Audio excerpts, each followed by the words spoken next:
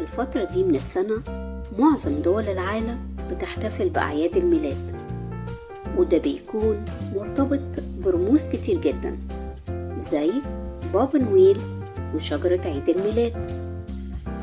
بيرجع تاريخ شجرة الميلاد للأغصان والنباتات دائمة الخضرة في مصر القديمة والإمبراطورية الرومانية، وظهرت شجرة الميلاد أو شجرة الحياة لأول مرة في ألمانيا، وده كان في سنة 732. ولو رجعنا لأصل شجرة الميلاد هنلقاه من الأصول الفرعونية، وده علشان المصريين القدماء كانوا دايما بيزينوا الأبواب والنوافذ بالأغصان والنباتات الخضراء طول فترة الشتاء اللي كان بيبدأ في 21 أو 22 ديسمبر، والفترة دي كانوا بيسموها فترة الانقلاب الشمسي. المصريين القدماء كانوا بيعتقدوا ان الشتاء بيجي كل سنة، وده علشان إله الشمس بيكون مريض وضعيف، فكانوا بيحتفلوا بالانقلاب الشمسي بوضع الأغصان والنباتات الخضراء طول السنة لحد ما إله الشمس بيبدأ في التعافي في فصل الصيف. والفراعنة كانوا مؤمنين ان الخضرة بتبعد السحر والأشباح والأرواح الشريرة والمرض.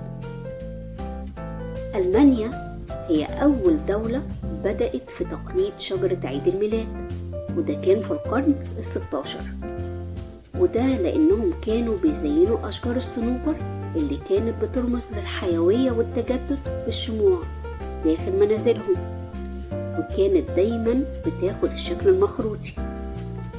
ظهرت العائلة المالكة في لندن في إحدى الصحف بجانب شجرة الميلاد المزينة، وده كان في سنة 1848، لحد ما الموضوع ده بقى عادة من عادات وتقاليد إنجلترا.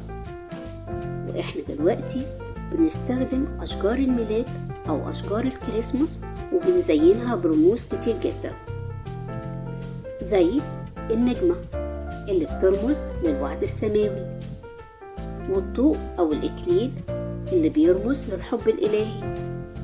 اللون الأخضر هو رمز الشباب والأمل، والجرس بيرمز للفرح والبهجة.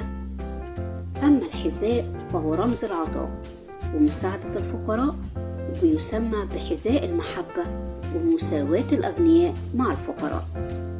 ودي كانت حكاية شجرة الميلاد. كل سنة وكلنا طيبين.